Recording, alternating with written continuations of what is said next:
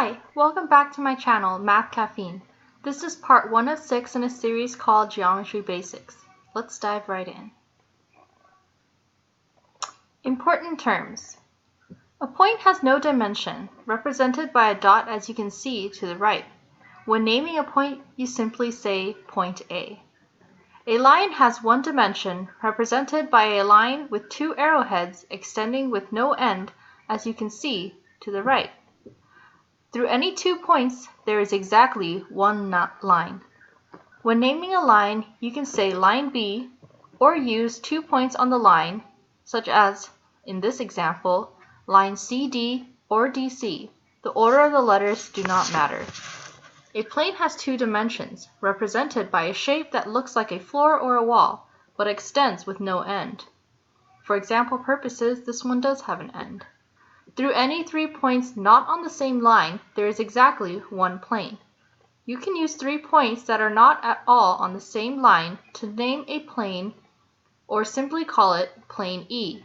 For example, the plane on the right can also be called plane FGH. The order of the letters do not matter. Collinear points are points that lie on the same line, like C and D in the second example here. Coplanar points are points that lie on the same plane, like F, G, and H. More important terms. A line segment consists of 2 endpoints as shown on the right. You would call this AB or BA. The order does not matter. A ray consists of 1 endpoint and 1 arrowhead that extends without end, as shown on the right. You would call this ray CD, not DC. The endpoint is always written first.